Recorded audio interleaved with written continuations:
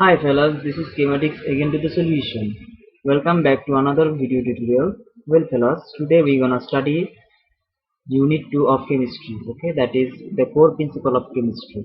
So fellas, by this question you may guess that what will be the solution for the problem. What would be the problem for the solution? Okay, what would be the problem for today that we're gonna solve today?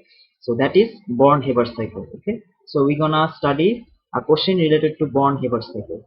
Okay, so at first let us read the question. The question says Born-Haber cycles can be used to determine experimental values of lattice energies. The diagram below shows a Born-Haber cycle for the information for the formation of strontium chloride from strontium and chlorine. So here we will here the Born-Haber cycle is given for the reaction between strontium and chlorine. Okay, so the Born-Haber cycle is for the reaction between strontium and chlorine. Okay, so this is the Born-Haber cycle for the reaction of strontium and chlorine. Okay, so before going to the question, let us recall some of the definition that we have learned earlier. Okay, so here are some of the definitions that we need to know in order to solve this question. uh, at first, let us know what is meant by enthalpy change of formation. Okay, so enthalpy change of formation is the energy change. It is the energy change when 1 mole of substance is formed by the required amount of elements reactants in the given equation. Okay, so enthalpy change of formation occurs when 1 mole of substance is formed by the required amount of elements, that is the reactants in the given equation.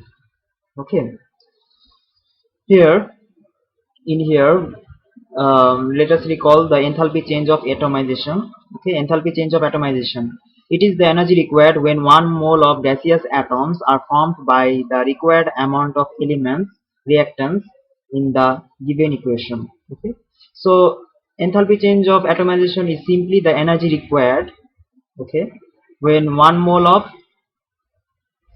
gaseous atoms are formed by the required amount of elements in the given equation. So here the one condition for being atomized, okay, is for the atoms should be the atoms that will form is gaseous. Okay, so the gaseous atoms are formed here. Okay, so the phase for these atoms are in gaseous. So this is the important thing, and it is the energy required. Since we are breaking the bond, so this will be the energy required. Okay, so now let us look at first ionization energy. It is the energy required to remove one electron from each of 1 mole of gaseous atoms to form 1 mole of unipositively charged gaseous ions. So what is meant by unipositively charged gaseous ions? That is um, positive charge, +1 charge. Okay, charge, not charge, charge. So now let us look back at the second ionization energy. So it is the energy required to remove one electron from each of 1 mole of unipositively charged gaseous ions to form 1 mole of dipositively charged gaseous ions. Okay. So now let us recall what is meant by first electron affinity. So So first electron affinity is it is the energy released when an electron is added to each of 1 mole of gaseous atoms to form 1 mole of uninegatively charged gaseous ions. Okay, so this is it. It is the energy released when an electron is added to each of 1 mole of gaseous atoms to form 1 mole of uninegatively charged gaseous ions. And for the last, okay, so for the last thing that we will come across here is lattice energy. It is the energy released. Okay, be careful about this. It is the energy released when 1 mole of ionic solid is formed from the required amount of gaseous ions. Okay. So that's all the definition we will need for solving this question. Okay. So let us get back to the question. Here, at first, let us identify the enthalpy changes that are occurring in this reaction, that are occurring in this Born-Haber cycle. Okay. So at first, let us identify the enthalpies. So in here, what is meant by del H1? Let us see. So here we can see that these are the reactants. Okay. So this arrow sign means that this thing has reacted to form this thing. Okay, so these two are reacting. Okay, and this direction means that these two are reacting, and this thing is formed as the result. As a result, this thing has formed. So these two are reacting and forming this thing. So this is formation enthalpy, as we can see. So formation enthalpy. Okay. So again, let us recall the definition. So enthalpy change of formation. It is the energy change when one mole of substance is formed by the required amount of elements reactants in the given equation. Okay. So here it is the energy change. So why we are calling this as energy change? Because this might be exothermic or endothermic. We are not sure. So that is why we are saying that it is the energy change when the required amount of elements, okay, it is the energy change when the required amount of elements or reactants react together to form 1 mole of products. Okay, 1 mole of compound substances. So here as we can see that here 1 mole of substance is formed. So this is called formation enthalpy. Okay. Now let us look at this thing. What is meant by del H2? So in here, let us see here. As we can see that this is strontium in solid state, and this is chlorine, Cl2 gas, chlorine gas. Cl2 means chlorine gas in gaseous state. So this is element and this is also element. So now let us look at this thing. So in here, strontium is in gaseous state. Chlorine is also in gaseous state, but there it is in molecule form. So by this thing we can be assured that these haven't been broken. The bonds haven't been broken in chlorine. The only bonds that are been broken here is element. The only element that is been broken here is strontium. Here we can see that strontium has changed its phase from solid to gaseous. So here the strontium is atomized. Sr is atomized here. Okay, since strontium is been atomized, so this should be the enthalpy change of atomization of strontium. Okay, so this is enthalpy. Let me write this in another way: del H atomization of strontium. Since the strontium has changed its state from solid to gaseous, since we all know that strontium is a metal and it can't be in gaseous state in the nature, so the strontium is solid in nature, so it has changed its phase from solid to gas, and by this thing we can be sure that here only strontium is been atomized, not the chlorine. Okay, here we can see that the chlorine bonds aren't been broken here. So that's how it is. Okay, so let us look at the definition once again. It is the energy required when 1 mole of gaseous atoms are formed by the required amount of elements in the given equation. So here 1 mole of gaseous strontium atoms are formed by the required amount of strontium solid substance. Okay, so that is why this stage, this H2 is uh, at enthalpy of atomization of strontium, not fluorine. Okay, so that is how we gonna say. So let us move on to del H 3. So what is del H 3? Let us see. So if we compare this with this, okay, so the chlorine is unchanged over here. The only change have been here is strontium. So the gaseous atom strontium here is ionized. So how can be sure that, how can be sure that here strontium is been ionized? That's because strontium has lost one electron over here. So this is first ionization of strontium. Okay, so this is the first ionization of strontium. Okay, so del H3 is the first ionization of strontium. Okay, now let us have a look for del H4. So in here we can see that this strontium has been changed, but the chlorine is been unchanged over here. So in here the strontium has again lost another electron to form Sr2 plus. So this should be definitely the second ionization energy of Sr plus, not Sr, sorry, Sr, strontium, not Sr plus. So we are ionizing for the second time. We are second time ionizing the strontium over here. So this should be the second ionization energy of strontium. So del H4 is the second ionization energy for strontium. Okay.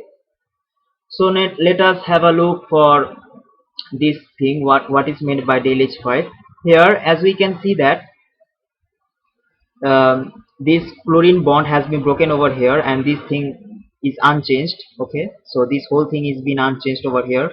This stays as Sr2 plus and 2 electron, and in here Sr2 plus and 2 electrons. So this part of this equation is unchanged, so we will leave it like that.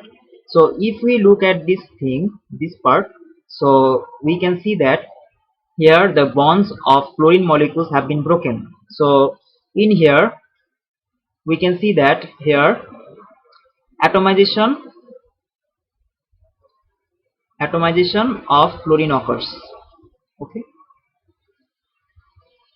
so atomization of chlorine gas. So in here the atomization of chlorine gas is happened. So del H5 would be the atomization of chlorine gas. Now let us have a look for del H6. So in here, as we can see that these chlorine gaseous atoms have gained 2 electrons to form 2 Cl minus.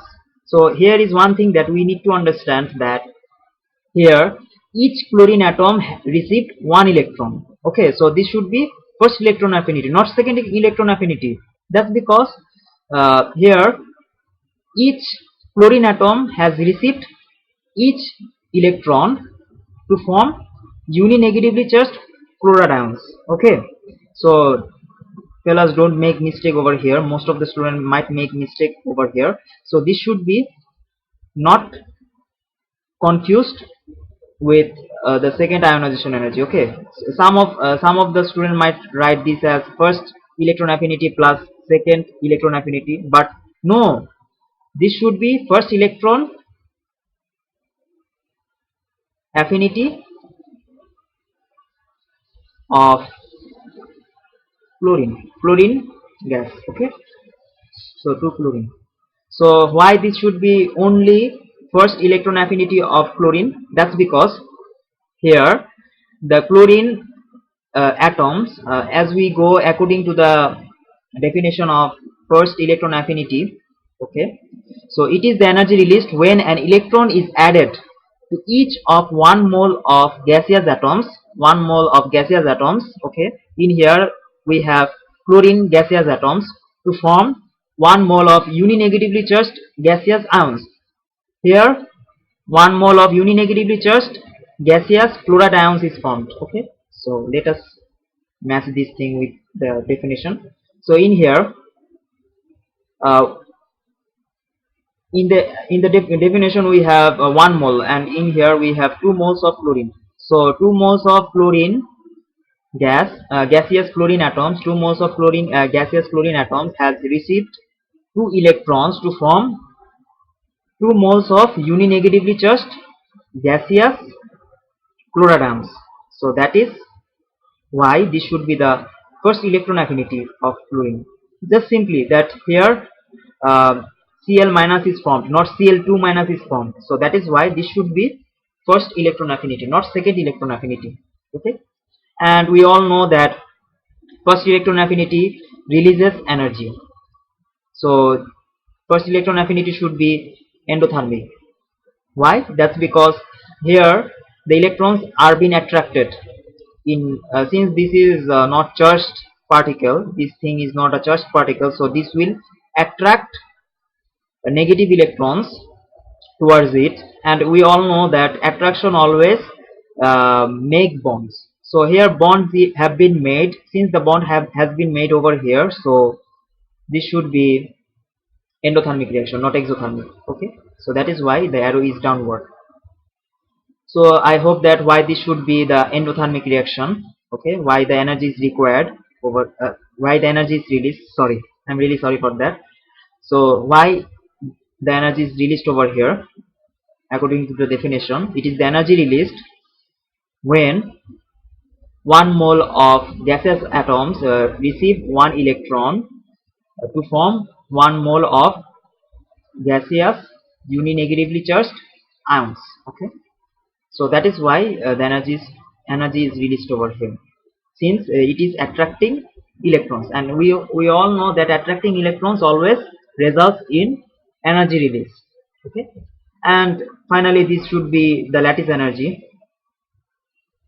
Okay, so according to the definition here, it is the energy released when it is the energy released. So let us review the definition. It is the energy released when 1 mole of ionic solid. It is the energy released when 1 mole of ionic solid uh, is formed. 1 mole of ionic solid is formed. It is the energy released when 1 mole of ionic solid is formed from the required amount of gaseous ions. As we can see that according to the definition, that here 1 mole of solid ion is formed from the required amount of gaseous ions. So this should be the lattice energy. So del H7 should be the lattice energy. Now let us answer the question. Using symbols from del H1 to del H7 as appropriate, identify the enthalpy change of atomization of strontium. Okay. So atomization. So this should be del H2. Okay. So this step should be atomization del H2. Okay. So here in del H2, this in del H2, strontium has been atomized. Okay, so that is why this should be the answer should be del H2. Okay, now let us answer this thing. The bond enthalpy of chlorine. Okay, so the bond enthalpy of chlorine. What does the bond enthalpy means? Bond enthalpy simply means the bonds are broken. So the energy required to break the bonds is called the bond enthalpy. So let us see where the bonds are broken in chlorine. So in del H5, since the chlorine chlorine molecules has been broken down into chlorine atoms, gaseous chlorine molecules, since the gaseous chlorine molecules has been broken down into gaseous chlorine atoms over here. So this should be the bond enthalpy thing. Okay, so this del H value should be bond enthalpy. Okay, so this should be del H5. Simply let us put it in simple way that in this step chlorine bonds have been bond over chlorine bonds have been broken over here. Here it is chlorine molecule, in here it is chlorine atoms. So chlorine molecules are broken down into fluorine atoms. So this should be bond enthalpy. Okay. So now let us move on to first electron affinity. Okay. So the answer would be the answer for 2 is del H5. Okay. Let me write it clearly. Del H5. Okay. Now moving on to 3, first electron affinity of fluorine. So what is the first electron affinity of fluorine? So in here, the first electron affinity of fluorine is 6, del H6. Okay, that's it. First electron affinity is del H6. Enthalpy change of formation of strontium. Oh, this thing. This this is the formation enthalpy of strontium chloride, which is del H1. Okay, so del H1 would be the formation enthalpy. So fellas, I hope that you have understood the question as well as the solution. Sorry for making this tutorial longer. Okay, pretty longer. That's because we have discussed in details about this problem, so that the so that we have in order to revise the whole chapter, we have solved this question, and we have made a revision of this topic. So we have made a revision over here, so that's why the video is pretty lengthy, and we have discussed in details about this topic by solving this question. So once again fellas, sorry for making this video longer, and if you have any question regarding this topic, please feel free to ask question in the comment section, and I will be always there to help you out. Okay fellas, so that's it for today. So signing out fellas. Best of luck for your exam, and peace with chemistry.